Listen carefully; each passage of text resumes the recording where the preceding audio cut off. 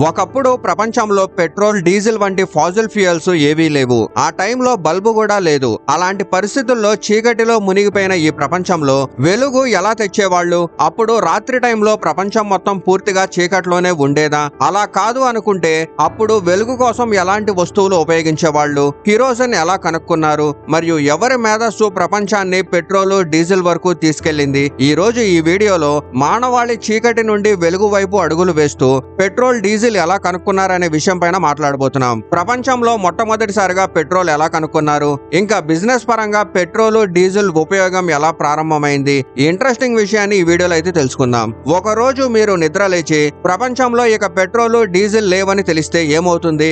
నాకు తెలిసినంత వరకు ఈ వార్త వినగానే మీకు ఇది నమ్మశక్యంగా అనిపించదు.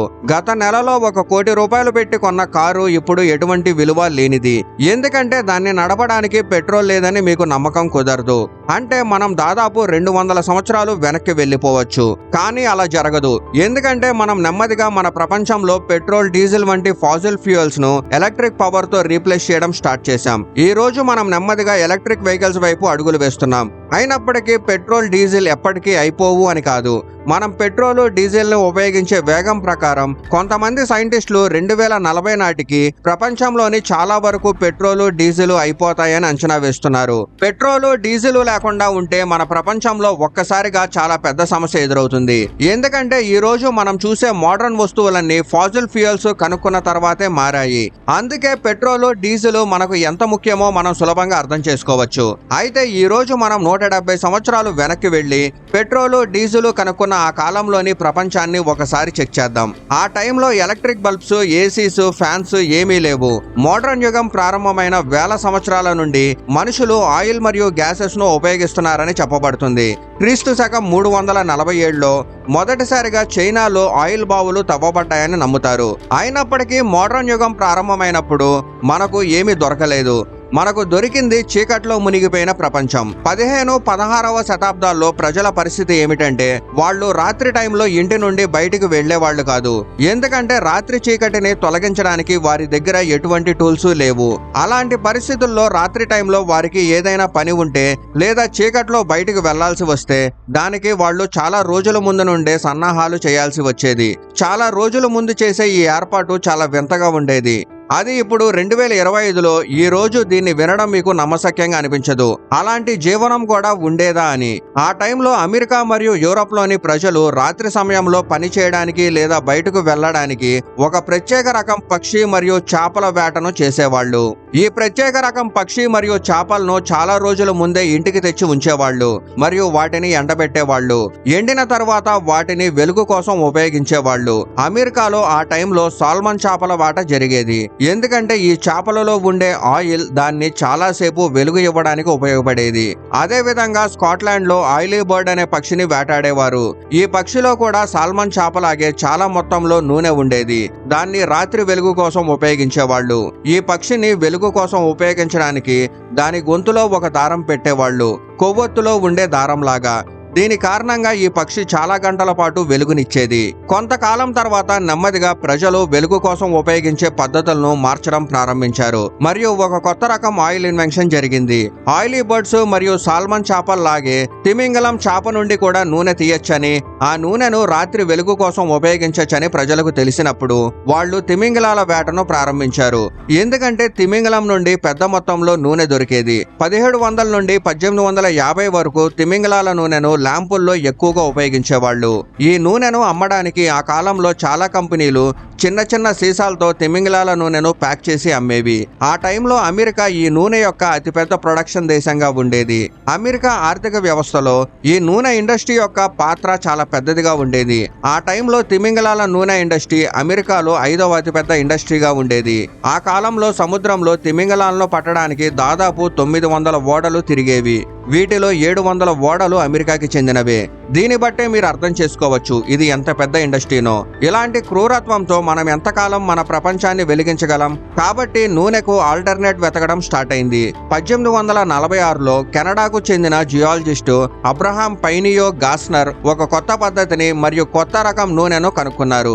దీనిని తయారు చేయడం చాలా సులభం. అది తిమింగలం నూనె ప్రైజ్ లో సగం ధరకే లభించేది. అబ్రహాం పైనిస్ గాస్నర్ బొగ్గు, కోల్టార్ మరియు ఆయిల్ షీల్డ్ ను ప్యూరిఫై చేసే కిరోసిన్ ను తీసే టెక్నాలజీని ఇన్వెన్షన్ చేశారు. ఈ సేఫెస్ట్ ఫ్యూయల్ మార్కెట్ లోకి వచ్చిన వెంటనే తిమింగలాల నూనె మార్కెట్ ఒక్కసారిగా కూలిపోయింది. అబ్రహాం పైనియో గాస్నర్ దీన్ని ఒక మంచి వ్యాపారంగా భావించి 1850లో కిరోసిన్ గ్యాస్ లైట్ అనే కంపెనీని స్థాపించారు మరియు రోడ్ల పక్కన కిరోసిన్ తో వెలిగే ల్యాంపుల్ని ఏర్పాటు చేసే కాంట్రాక్ట్స్ ను తీసుకోవడం ప్రారంభించారు. దీంతో కిరోసిన్ సామాన్య ప్రజలకు అందుబాటులోకి వచ్చింది. ఇంకా నెమ్మదిగా పేదవారు మరియు ధనవంతుల ఇళ్లలో వెలుగు నిండడం ప్రారంభమైంది. ఈ కాలంలో ప్రజలు రాత్రి సమయంలో కూడా ఇంటి నుండి బయటికి వెళ్లడం మొదలుపెట్టారు. కిరోసిన్ కనుక్కున్న తర్వాత కూడా దానికంటే మెరుగైన ఫ్యూయల్ కోసం రీసెర్చ్ అయితే కొనసాగింది. 1858లో ఒక అద్భుతమైన ఫ్యూయల్ కనుక్కున్నారు.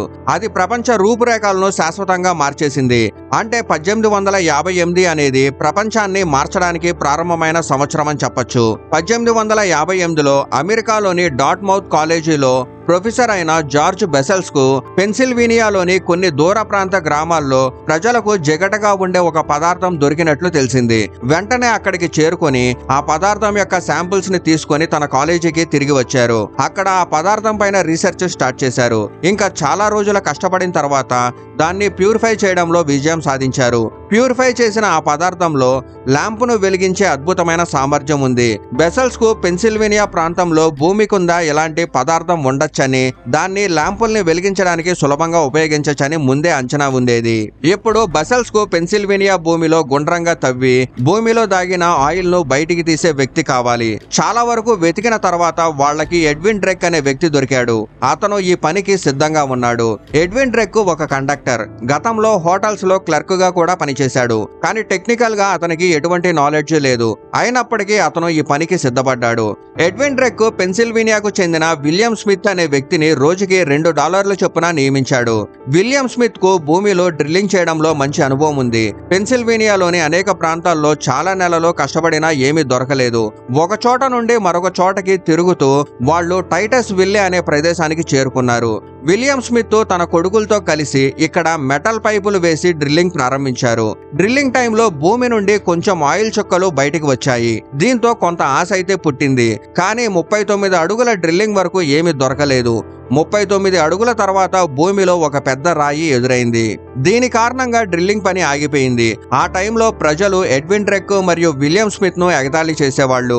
భూమి కింద నీరు దొరకవచ్చు కానీ ఆయిల్ దొరకదని. కొందరు డ్రెక్ ను పిచ్చివాడు అని కూడా అన్నారు. డ్రిల్లింగ్ ఆగిపోయిన తర్వాత విలియం స్మిత్ స్టీమ్ ఇంజిన్ తెచ్చి డ్రిల్లింగ్ ను మళ్లీ ప్రారంభించాడు. చాలా ప్రయత్నాల తర్వాత ఆ రాయి చివరికి పగిలింది. 60 అడుగుల డ్రిల్లింగ్ తర్వాత కూడా ఏమీ దొరకలేదు. ఎడ్విన్ డ్రెక్ ఆశలు వదిలేసి విలియం స్మిత్ తో ఇక్కడ ఏమీ దొరకదని నాకు అనిపిస్తుంది, నువ్వు కావాలంటే డ్రిల్లింగ్ ఆపచ్చు, నేను వెళ్తున్నానని చెప్పాడు. ఎడ్విన్ డ్రెక్ డ్రిల్లింగ్ ఆపమని ప్రొఫెసర్ విల్ తో పర్మిషన్ తీసుకోవడానికి వెళ్ళాడు. కానీ విలియం స్మిత్ మరియు అతని కొడుకు డ్రిల్లింగ్ ని కొనసాగించారు. అయితే పూర్తిగా నిరాశతో డ్రిల్లింగ్ వేగం తగ్గిపోయింది. 69 అడుగుల డ్రిల్లింగ్ వరకు ఏమీ దొరకలేదు. 1859 ఆగస్టు 28 ఆదివారం రోజున విలియం స్మిత్ ఒక చెట్టు కింద రెస్ట్ తీసుకుంటున్నాడు మరియు అతని కొడుకు డ్రిల్లింగ్ చేస్తున్నాడు.